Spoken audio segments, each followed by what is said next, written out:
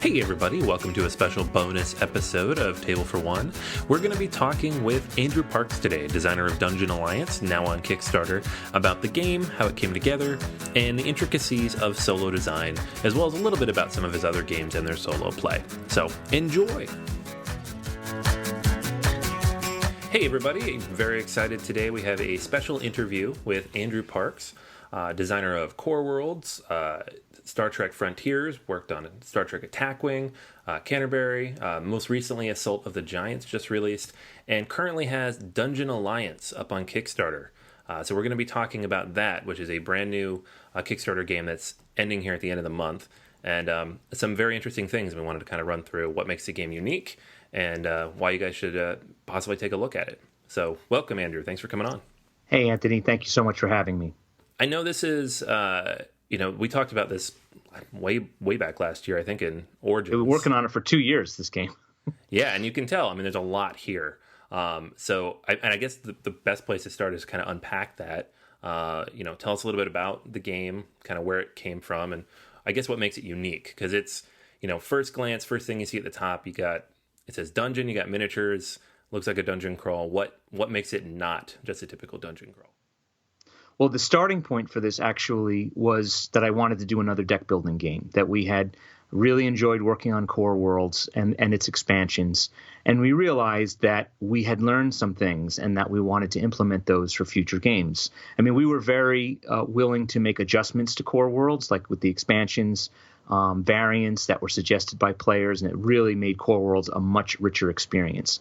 But we got to the point eventually where we said, all right, if Core Worlds, some people refer to it as deck building 2.0, it's time to start 3.0. Like, there's some things that we've always wanted to see in deck building games. So we were pitching around ideas for a fantasy deck building game, and a publisher had asked us, hey, have you ever considered doing miniatures with deck building?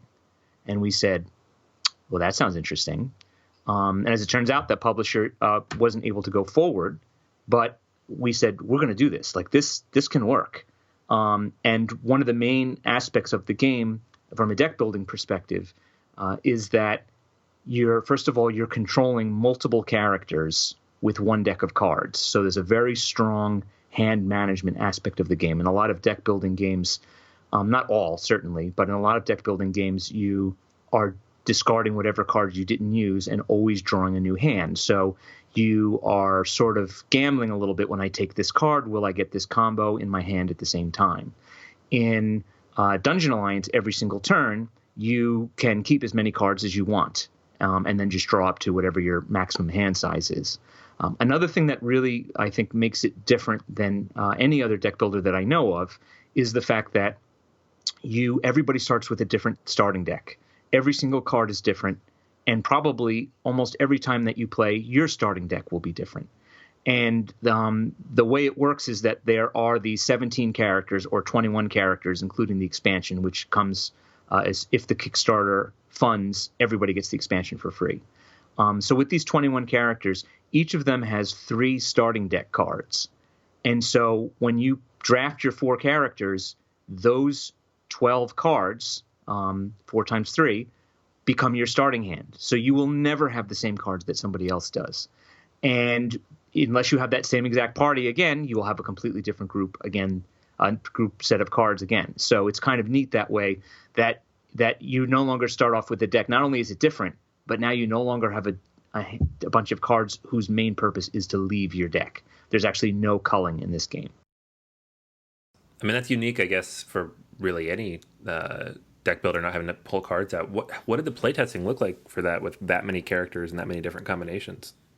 Well, it was fun and messy, as all good projects are at the beginning. That's why we worked on it we solidly playtested for a year. The first time I played it, my daughter was going to be going back to college the next day, and I had just finished the prototype to a point where it could be attempted.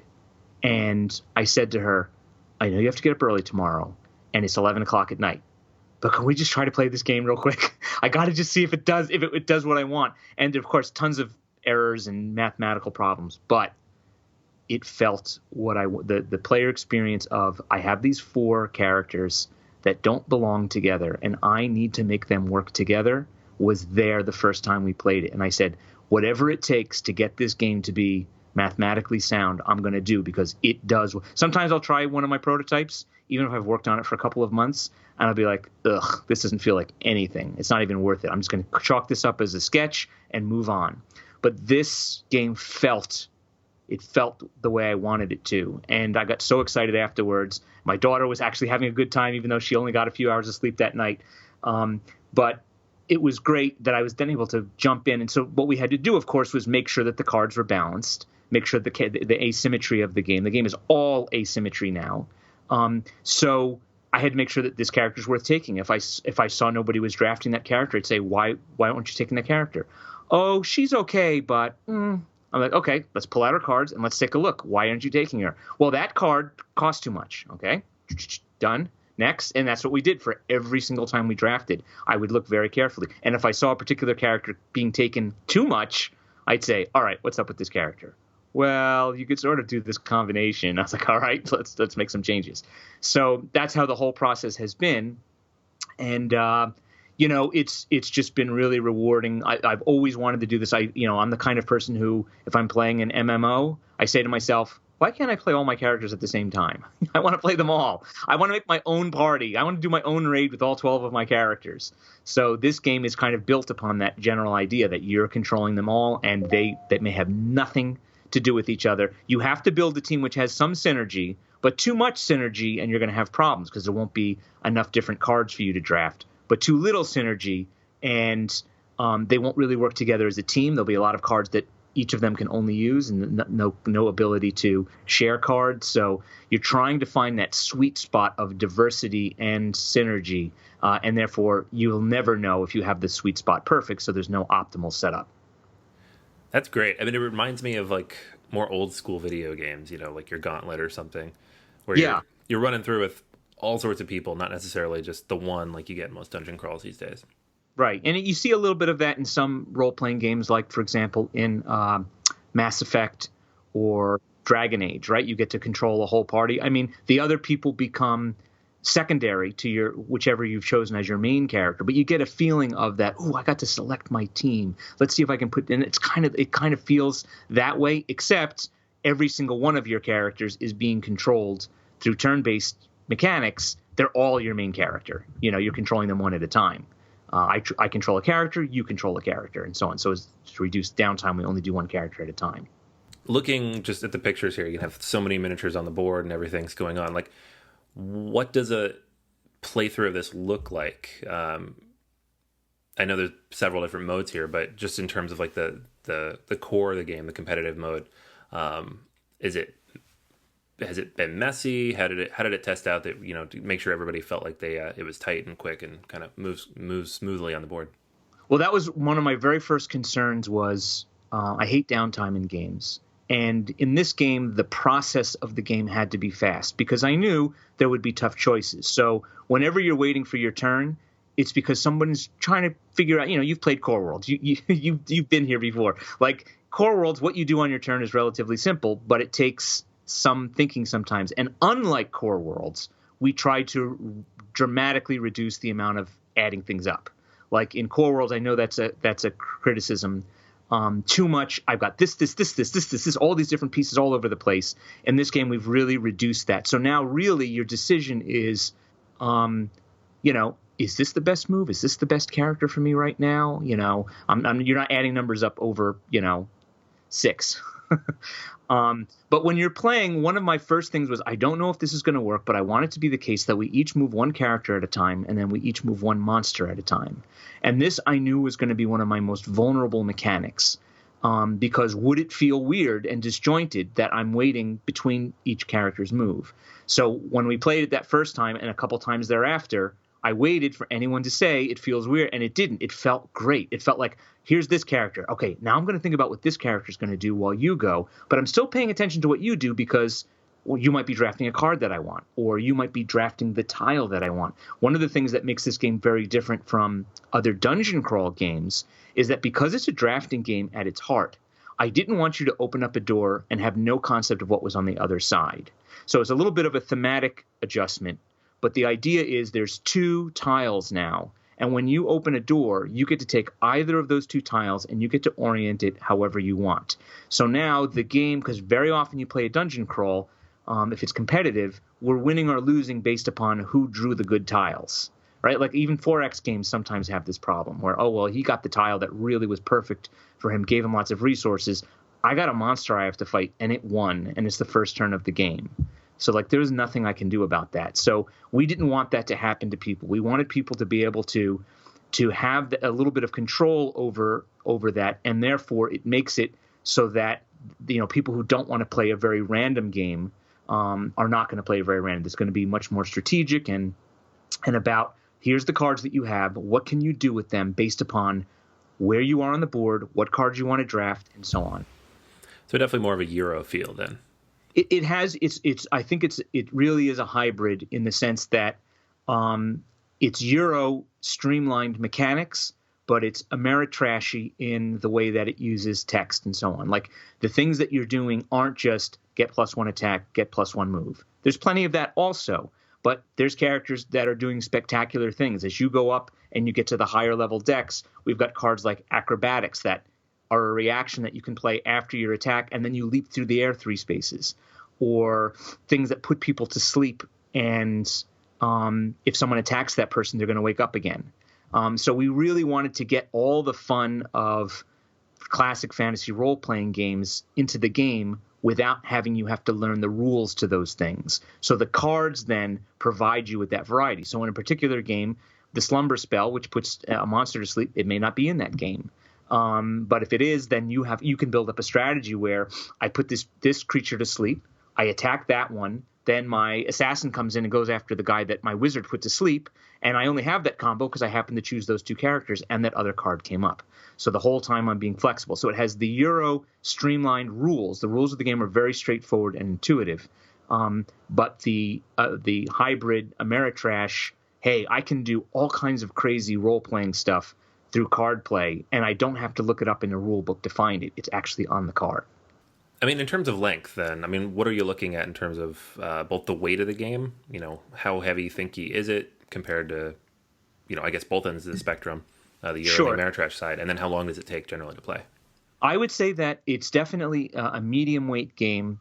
For some people, it might be called medium to heavy. It's definitely in the Core Worlds category before it had all of its expansions. Core World got heavier. Went from like a 3 to a 4 once you added those other 2 expansions. I say this game is like a 3.5 in weight right now, mainly because there isn't as much mathematical computation required from the players. It's more intuitive, like should I set this person up for an arrow attack while this person is tanking, that kind of stuff. Lengthwise, it's definitely not a fast 1-hour dungeon crawl, unless you're playing solo, of course. It pretty much, once you're used to the game, it comes out to about 45 minutes per player. So it will, if you're playing 4 players, you can expect to play for 3 hours in a competitive game. But it's a very energetic 3 hours because when you're not moving your characters, you're moving monsters and you're always doing something. But it's definitely not like, my favorite game of all time, War of the Ring, which is a 2-player, 5-hour game. It's not like that. It's not like you're going to lose your whole day, but it's definitely the case that if you're playing with 4 people and they're thinky, it's going to, there's going to be a little bit of a time investment. If you're playing 2 players, easily you get the game done in an hour and a half. In terms of influence, like what games would you say had the biggest influence on this game, into both in development, the ideas that coming up with it, but also in the development process? That's a great question. I looked at certainly what my favorite deck builders were, and I looked at what my favorite dungeon crawl type games were, and I looked at what has been exciting people in more recent games that I even haven't played very much, or I've only played once or twice. And one of the things right away that I noticed is that there's been a tendency in newer dungeon crawl games to not want to have a dungeon master. In other words, to not have a game master that is controlling things. And so therefore that was a part of this. The idea of controlling multiple characters, I just wasn't seeing it in games. Actually, after we came up with the concept of this game, we were doing research and someone said, have you seen Arcadia Quest? I was like, no, I have not. But I looked at it. I was like, okay, well, you're controlling, I think, 3 characters, maybe 4. I don't know. But it's not a deck building game.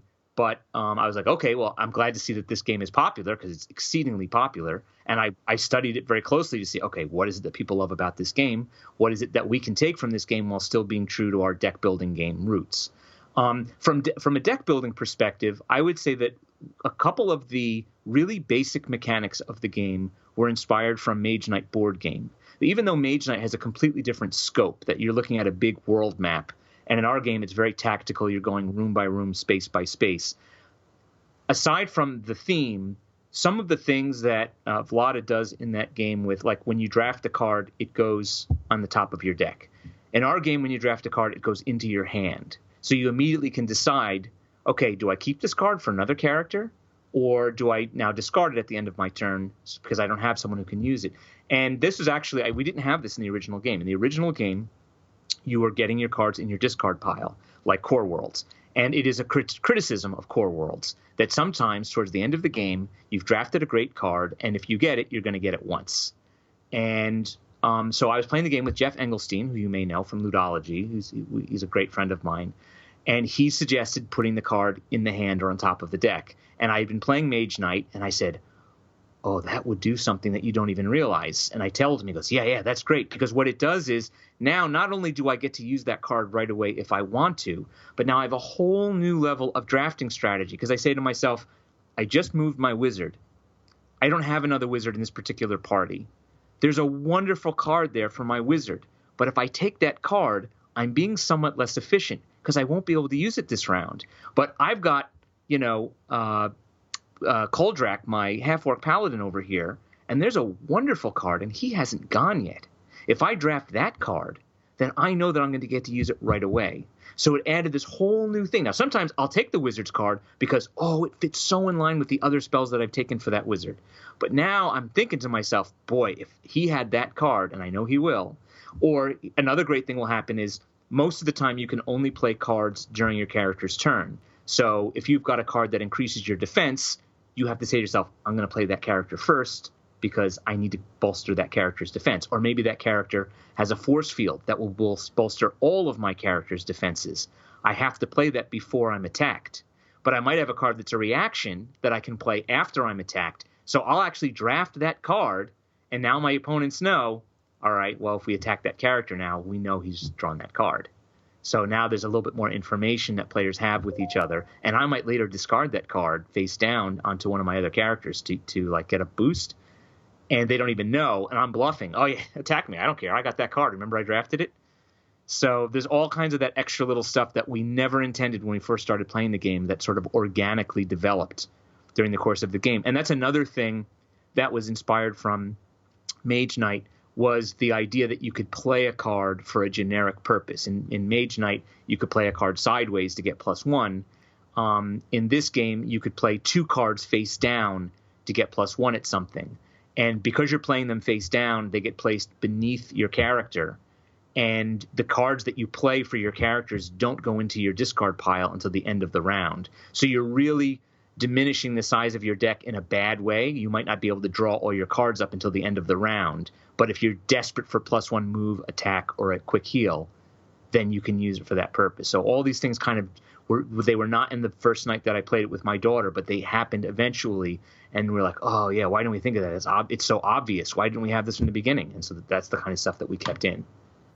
Anybody listening out there who is a fan of Mage Knight, and we do have a lot of people, obviously, from the solo side of things, is like, this is awesome because one of the reasons I love that game so much is just the puzzle of it. Every single card just adds to that puzzle element. So it's really cool to hear that's kind of part of this. Yeah, absolutely. Yeah. And that's kind of one of the things that we were going for. And what's funny is I like games with a bit of randomness, right? But I'm a horrible dice roller. Horrible. So there's only one die in this game, and it's, you don't even have to use it if you don't want to. Like if you never want to fight against an enemy that uses a die, you can just pick a different tile. You usually do not use dice for combat, certainly for your own characters. All of the elements that boost your base stats are done through card play. So if I don't have that card, I can still use that character, and they can still attack with their base number. But if I really want to have, Graltar, the half-orc monk, kick butt, I better have his nunchucks or his power kick in my hand, or some other card that I've drafted for him. So the the randomness of this game is very card driven, and I think for people who like to solve puzzles, they're going to like that a lot, because now I can look and see what's coming up, and I have an idea of what monsters are out there, and it adds that variability without it being, okay, I want to attack. Whoops, I rolled a 1. Okay, I can't do anything. So we didn't want that. Because I would be the one rolling the ones every time. You're like, I don't want to design a game where I roll ones. That's right. Well, not that I lose, that I just can't play because I have such bad luck. Yeah. So that's great. So again, I mentioned this already, and we talked about it a little bit. The game comes and it plays both competitive and cooperative with the solo option. So correct. Why don't you tell us a little bit about the difference between those three? And then maybe we can kind of dive a little bit deeper into the solo side of things, because I know we have a lot of people out there who would be interested in that as well. Right. The solo element of the game has been part of the game since like 1 month into development. So like really about 2 years ago. We originally were just playing competitive, and one of my developers, Manny O'Donnell, loves solo playing games. He loves it. He plays every game solo that he can. He makes up solo variants. And he said, this is a dungeon crawler. You need to have solo rules. That's it. And we said, yeah, you're right. So in order to make the solo work, one of the things that we said to ourselves was, I like the idea of when there's a deck of cards, right? That helps determine what's going on instead of just roll a dice or just attack the nearest person. However, I don't like the fact in some solo variants that it's completely programmed by, really, it's an AI that has no intelligence, right? I'm rolling a die, I'm drawing a card, it's just going to it's going to attack someone based on the card play. I said, so what I would love to try to develop is a system where there's a solo play deck, and you draw a card from the solo play deck, and it gives you options of what the monsters might do. So usually it's the highest experience point monster on the table will attack. And if you attack someone of this class or race, they'll get this bonus. But if they attack someone else, they get a bigger bonus. So now you immediately have a decision to make. Do I have him attack this person, he's looking for elves this turn? Or do I have him attack this person, who might be tougher, but instead of getting a +1 bonus, it's getting a +3 bonus? Can that character handle it? Does it fit into my current plans? So essentially, it's not artificial intelligence. You are the intelligence behind the monsters, but you are making decisions that are in your own best interest, but sometimes it's also in the monster's best interest, because that monster's after elves this turn, and you may not want to give him an elf this turn. So you're getting to make choices for the monsters, but it's not just optimal. Okay, obviously I'm going to have him do this. It's, man, do I want him to go after my dwarf? She doesn't have her defensive card in her hand, but he, if I don't attack a dwarf, he's going to get +3 attack. He's going to really pound on my tank. So that was one of the things that we wanted to do. The other thing we wanted to do was have certain record-keeping things happen during the game. And this is also certainly inspired by Mage Knight, is that things like cards that are in the draft area go away during solo play randomly. You don't know when it's going to happen. So therefore, you have a 1-turn warning. So you'll know what the next monster card is, and it says the card in the center of the draft area will be leaving the game this turn. So if you want it, get it now, because it's going away. Because when I played the game, not being as much of a solo player, I just would draw the monster card and do what it said. And it was a bit random, and I was like, that's fun. And Manny said, no. He goes, people who are playing this game are not playing this game because they want to have a total surprise and mess up all their plans. So that's when he said, why? And another developer named Matt, I think he suggested it. He said, why don't you draw that card at the start of your hero turn? And so now after your hero goes, the decisions that the monster is going to be able to make. And therefore now I have that other information, and it makes the game so that when you're playing solo, you're constantly engaged in every decision that's being made in the game from start to finish. So we didn't have co-op rules, because you asked about co-op as well, in the beginning. And then as we were getting closer, about a couple months from the Kickstarter, we're seeing more and more comments. Where's the co-op? We need to have a co-op in this game. My entire play group only plays co-op. And that was so surprising to me, because I didn't know that I know that co-op was getting bigger. I keep seeing all these games fully cooperative. But I thought, okay, that's cool. People are enjoying that. But I did not realize the volume, the huge extent that the co-op community has become, that there are people that literally only play solo and co-op games. So we said, all right, what are we going to do here? Because we have a game where each of us has our own party of adventurers coming in from different directions. how is this going to work as a co-op game without seeming tacked on? And we didn't know what to do at first, and eventually it came to us, use the solo cards. In other words, the solo cards will now be called solo co-op cards. And now when I'm supposed to move a monster, I can move any monster on the board, but I have to move the highest experience point monster on the board, and he is looking for dwarves. And if he can't get to a dwarf, he's going to have a big attack. So now we're working the puzzle out together, cooperatively. So it's like, oh my God, please don't have that guy attack him. Okay, but he's going to beat the crap out of your half-orc.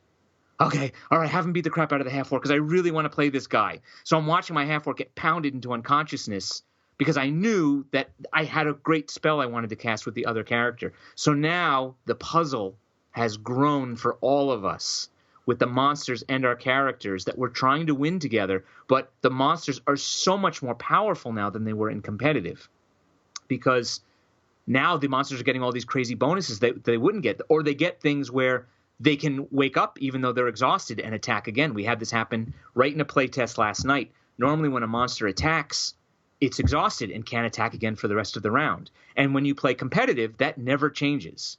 When you play co-op now, someone had killed all of their monsters, and it said the highest experience point exhausted monster wakes up and attacks at +3. So we had this death fairy on the board that kept waking up and shooting the same person over and over again because there was no one else nearby and killed the person.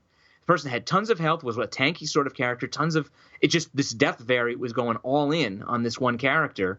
And that was because we were playing the co-op and the co-op, the monsters, to make up for the fact that we're getting to make decisions for the monster in solo and co-op. We are giving all kinds of wonderful bonuses to these monsters, and they are ripping. Goblins are coming in and tearing us down because, that goblin's getting a huge bonus. So that's the difference really between solo co-op and competitive. In competitive, we know we're controlling the monsters against each other. We're going to do the meanest things possible. In solo co-op, we're going to add bonuses to those monsters in order to make up for the fact that we can have the monsters do things that are more fitting with our plans. That was a lot of talking. I apologize for that, but you kind of got me excited. So no, that sounds awesome though. I mean, it's I love unique decisions. I like interesting decisions in any game, but especially in a solo game because it ends up being kind of a puzzle. Especially in cooperative is kind of the same thing. So that's great to hear that most of those decisions are not just random draw of the card out of some kind of AI deck. Right. In terms of you're getting the warning and you're getting a choice, even though it's a different card every turn. Yeah, that's pretty cool. So how does that play out then? Like, what's the win-loss condition? Are there difficulty settings? Like, what are you aiming for in these kind of variants? Right. So in our original testing, we were going for points. And you and I were talking about this before the podcast, that, we were in a competitive game, it makes sense, right? There's points, and I'm trying to get the most victory points, so I'm trying to kill things faster than you're able to. If you're playing it safe, I'm going to get more points, even though I'm going to take a better licking against my characters. So that was another big comment that we received from players very, very early on, and from Richard Ham when he did his review of the game. He said, look, I like playing solo, I like playing co-op, I like being able to win and lose the game. Points are fine, but I am not playing this game for points. So we have actually, during the course of the campaign, added some elements to the game based upon that feedback. We've added quest cards to the game. And so there are quest cards that you draw at the start of the game, even before you draft your characters. And the way it works for solo is you draft 2 of these quest cards, and you must complete one of them or you lose the game. And with co-op, you draw 1 more quest card than the number of players, and you must complete at least as many quests as there are players, or you lose the game. So now, not only am I fighting all these monsters, and am I going to get, am I encouraged by points to open up all the rooms and deal with all the monsters and fight everything and get as many points as I can, ultimately, I will lose this game entirely if I am ignoring these quests. And the quests are not all combat related. That was important for a lot of people, that there's a lot of fighting in this game. There's traps and there's treasures and things, but the game has a lot of fighting. What can you put in this game besides the fighting? So we have a quest, for example, we're going to reveal our quest tomorrow. So it'll be before your podcast plays, but it'll be after our conversation tonight. And that is, there's Titania, the Fairy Queen, is a quest, and she's been imprisoned. And the spell that's imprisoning her needs to be broken. So in order to trigger her and bring her onto the board, you have to open a certain number of secret doors. So secret doors are the trigger that brings her into the game. And then once she's in the game, you have to cast spells to break her prison. So when I'm making my team now at the beginning, I see that that's one of the quests. Now I say, I want to have at least one spellcaster because I can cast spells to try to help. It doesn't matter what the spells are. You just cast a spell. It has no effect other than helping her. Or there's a character named Lady Eleanor, and she's looking for artifacts. So now when you get your artifacts in the game, you're using them. They're very powerful towards the end of the game.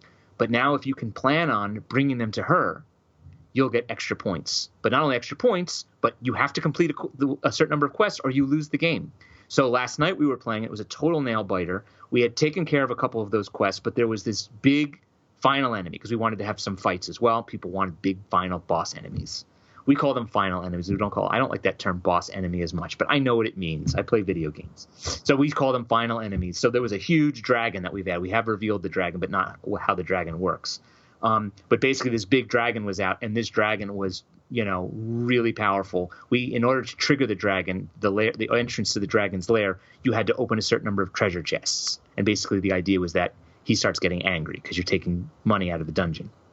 And dragons don't like that. So then we triggered the entrance, and then we went in and we chose our time. Well, the dragon was more powerful than any enemy we had ever faced before. But we had a couple of characters that had the right stuff to go after. In fact, they did well enough against the dragon that we said the dragon actually wasn't tough enough. It may have been the toughest enemy we ever faced, but we need to make the dragon even tougher. So that was one of the things that we learned at yesterday's playtest. But it was epic because we were playing co-op. I had a character. He was 3 rooms away. He had to get in and assassinate the dragon. The dragon we have facing in this game, the dragon was fighting that other so we had 2 half-orcs, basically. Half-orc monk from one party, half-orc assassin from another. And he was fighting the monk. He was facing the monk, and that assassin came in and hit him. And then the monk was able to find weakness and get a way through his armor, and then went all monk on him and was able to finish him off. And one of the things we said for the final enemies was, all right, what can we do to incorporate these final enemies in a way that's true to the spirit of the game that we have already, without it being the case that just one player gets to control the final enemy, because we want everyone to be somehow controlling the final enemy. So what we decided we were going to do is for every final enemy we make, we're going to make a little tiny deck of 6 cards for that character, for that enemy. And when that enemy comes out, we're going to flip the top card. So as soon as the enemy comes out, we flip the card, and it immediately tells you 2 things. It tells you a defensive bonus that the enemy has, like bonus hit points this turn, or their armor can't be breached by armor breaching specials, or something along those lines. And it also tells you how that monster is going to attack. So for the dragon, now the dragon's going to breathe fire this turn. Everybody knows it's coming. Okay, or the dragon's coming in for some big bites or tail whips, or is going to teleport this turn or whatever, or is going to cast a spell. So it gave us, now we have this boss enemy that's completely unique to that boss. So when we add another enemy, we're going to add a lich eventually. That lich is going to fight completely different. Not only does he have different stats, he has a different set of 6 cards that lich uses. So, but we're still going to see what it's going to be. So it's still true to the spirit of the game that it's not totally random. And it immediately is going to give that character defense. What happened last night was when the dragon first came out, we didn't have time to draw cards for him because we were going to draw the cards when it was his turn. Well, that means he had no defense. So we said, that's not good. So now that's where we've come up with this system where, okay, we draw the card right away. Immediately because what happened was the monk was able to do so much damage to the dragon because he had a card called Find Weakness that let him completely ignore the dragon's armor. Which is one of his big defenses besides having a lot of health. So we said, wait a second, this dragon needs to have cards that protect him from those sorts of things, or at least reduce or mitigate those sorts of powers. And so that's when we came up with the idea that these cards would have offense and defense on them. Offense always on top, defense always on bottom, and then you would know what was coming. Immediately the defense triggers as soon as the monster enters, and then the attack is something that you know is coming. I mean, it really sounds like especially considering some of these elements kind of coming in later, really well thought out way to kind of handle those end components of the game. Yeah, we're really listening to what people are saying, and it's not just what they want, but why they want it. So, people don't want a boss enemy because they just want to fight something bigger and better. They want it because they want to have a feeling of achievement. So as we were playing the game, it was funny, like one of the playtesters said yesterday, that quest is nearly impossible. I was like, good, leave it that way for now. I'm going to try to beat it. But the idea is if these quests are easy, then they've completely missed the point. Because you don't have to play with the quests. If you want to play this game more casual, you don't have to play with the quests. But if you play with the quests, it's because you know you want a challenge. And you're not going to feel happy at the end of that game unless you either lost but had a chance to win, or you won and it took some real thinking and strategizing amongst the players in co-op or as a solo player. Oh, definitely. Yeah. If I beat any solo or co-op game the first time I play it without breaking a sweat, and I'm like, that's not very good. Yeah, and it's one of the lessons we actually learned from Star Trek Frontiers, because Star Trek, one of the reasons I was playing Mage Knight board games so much, I don't know if you're familiar with Star Trek Frontiers. Oh yeah, definitely. So in Star Trek Frontiers, we streamlined the game and we made the opening difficulty curve easier, so that newer players wouldn't have as much struggle just to get past the first couple of enemies. Well, the effect that had was, even though you could make the game harder by increasing the strength of the Borg cubes, you could get so strong before you got to those Borg cubes that no matter how high a level you made the Borg cubes, they still weren't really enough of a challenge to a serious person who's coming from Mage Knight. So we've been working on expansion, which we're still waiting for them to announce, so I can't give you any details. But I've certainly been hinting all over the place about the expansion. But we've actually finished development on the expansion right now, and they're, I think, in final graphic design. But we made sure that not only did we make scenarios that were much more difficult and challenging, but we actually added a whole new element to the game called challenge cards that are optional. And if you play with the challenge cards, it basically means every enemy in the game now is more powerful. And similar to what we did in Dungeon Alliance, you know what the extra power is when you start. So this turn, Romulan warbirds have +1 attack. Borg spheres have +3 defense against long-range attacks. This character, this type of planet, you must have a blue discipline used, either from a card or from a token. It has to be used, or you cannot defeat this enemy. Because you need science is required, right? Because blue is science. So we added those. And once again, if you say, you know what, because a lot of people play Star Trek Frontiers and say, this game's pretty hard. I don't know what you guys are talking about. And it is hard if you've never played Mage Knight. It is a challenging game. There's a lot that you have to wrap your brain around. So we don't want those players to feel like we're now ignoring them and saying, well, these people were complaining the game wasn't hard enough. So if you buy the expansion, this is not going to be a game for you, because if you thought the game was challenging before, it's going to be unplayable for you now. So he said, no, let's let people play the game the way they want to. If they enjoy the level of challenge now, let them play without these new cards. And then if they ever get to a point where they say, you know what, this game is getting less challenging for me. I've played this game enough now. I can see what those other people were talking about. Let me pull out the old challenge cards. Let me play the big, I almost said the name of the scenario. Boy, would I have gotten in trouble. Let me play the big scenario. Which I will not name, that's we know that's the hardest scenario in the game right now. So I think one of the things that we've learned is that the industry has changed because it's grown in the last really 4 or 5 years. The industry has grown so much. It used to be the case that the industry would pogo stick from one type of game to another, right? Like when I went to Origins in 2000. There were no board games. I mean, not literally no board games, but it was all role-playing games and collectible card games. There was one board game with miniatures, which was Eagle Games' first game, which was Age of Imperialism. It was the only game that had miniatures in the room at Origins. Just imagine that. Wow. And there were very few board games and very few non-collectible card games. But what's happened now is the industry has grown so much that when something like co-op games become popular, it's no longer at the expense of other types of games. So we have just as many people playing war games and just as many people playing competitive card games as we had before, but now we have a whole new group of people that are playing co-op. And now we have, there were co-op when really Shadows over Camelot really brought co-op back into being popular, right? But because they have the Trader and Shadows over Camelot, you have this situation where co-op and Trader mechanics were sort of tied together. No one was like, oh, if we're going to do a co-op game, now we have to do it with the Trader. And then eventually the Trader games all took on their own life, like the Resistance, right? And then the co-op games are like, no, actually, we don't need to have the Trader. We can have a Trader, but We're going to do a lot of games with no trader. We just like the co-op part of it. And so those have become their own subgenres. And nobody else is suffering from this. So when you put out a game, if you can take a little bit of extra time as a designer and find a way to appeal to more players, maybe players who aren't playing the games the way you like to play them, but what does it cost you? It costs you a little bit more development time, a few extra cards, and now you've got a game. As long as if it feels tacked on, it's not going in. I will not put something in my game if it feels tacked on. But if it feels like it's part of the system, that it belongs there, then it's going to go in, and it's going to take us more time, more development time, but it's going to make more people happy, and that's why we're making games. That's awesome. Yeah, and it's, just listening to you describe it, it sounds like everything kind of fits, what the core idea of this game is.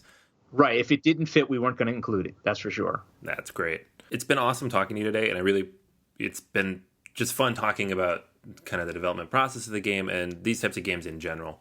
Why don't you give us kind of a rundown of the Kickstarter itself and what it comes with, and maybe what people can look forward to? I know you mentioned there's an expansion that comes in there if it funds. What else can people look forward to if they back this? By the way, I just want to let you know, not that I'm checking, but we just hit our 600th backer during this program. So whoever that backer is, thank you. Yeah. But I'm not checking. There's no ticker in the corner. I don't check this page all day. That's not my job, right? Yeah, every once in a while I'll peek in on it. No, I'm completely lying. Of course, I check it all the time. F5, right, F5, so F5, anyway, F5. So we're just shy of 80% right now. So we're hoping we're going to get stretch goals as well. But even if we don't hit a single stretch goal, but I think we're going to hit the big ones. The game comes with its base set of 17 miniatures, and it also comes with the expansion. So the expansion you get for free. It comes with 4 characters that have their own miniature and hero card and starting deck cards, and some upgrades that will help make them more powerful later. And that will normally be sold completely separately months after the original game hits retail. You get it now, and you get it for free. And as we hit stretch goals, instead of offering content that's completely separate from the expansion, as you hit stretch goals, those stretch goals are going into the expansion. So that means that now, instead of you getting a free $25 expansion, you might be getting a free $40 expansion. The price of the expansion may go up based upon the success of this Kickstarter, but you pay $0 for it. So the better it does, the better the expansion. That's all stuff that you're now getting for free. Another thing about the game is that there is a Kickstarter exclusive, but after much research and discussion with players, we were careful to make it so that our exclusive to the Kickstarter was not gameplay necessary, because we know that not only does that detract future customers, but there's a lot of people who don't feel comfortable playing with the gameplay element, knowing that it's not a part of the game that everyone can play. Even though that you think someone says, oh, I can play this game, you can't, haha. No, that's not how people are. They actually feel bad that they're playing with something that other people don't have. And so what we did was we created alternate art cards of all the heroes, and you get at least 5 of them. And as we hit stretch goals, more of those will get added in. And that's not part of the expansion. You only get that for the Kickstarter. And one of my developers said, well, instead of just making alternate art, why don't we have the alternate art mean something? And so what it was, that these are the epic hero versions of the characters. Their stats are the same, but they look much more advanced now. They've got better armor, better equipment. Their followers are larger, and all that kind of stuff. And the way you use it in the game, if you want to, is if you keep drafting a lot of cards for a particular character in your group, they start to feel kind of super heroic. So you can reward yourself by switching out the character card. And it doesn't change anything in the gameplay, but now this character looks awesome. Right now he's got this huge helmet, my paladin, or my scholar's earth elemental, instead of being 6 foot tall, is 30 foot tall. And my wizard, instead of just using a little bit of dark power, she is totally possessed now. Her eyes are black, and her face has all kinds of black veins in it and stuff. And she's floating in the air, kind of like Sigourney Weaver from Ghostbusters. So this is a way that we did the exclusive to make it more fun for people without turning people off. And also the flavor text on the cards is also different in the Epic Hero cards. It actually explains how they got so badass in their flavor text. That's great. Yeah, I 100% agree. And we had a long conversation on Table for One just a couple weeks ago about how all that exclusive stuff that nobody else can get and that then makes the game feel incomplete is exactly what you said, painful for everybody involved. So that's great to hear. Yeah, and some of the things we've added to the base game have been at the behest of players. We said, you know what? We're not even going to make that a stretch goal. This is so important to people that it's going right into the base game. So the quest cards, there's a campaign mode we haven't even talked about. I know that we're out of time, but there is a campaign mode where you can play multi-adventures and your character, you keep the same team and they get stronger each time you play. That's been all added into the base game because there was such a desire for it that we said, we're not going to mess around here and put this in a stretch goal.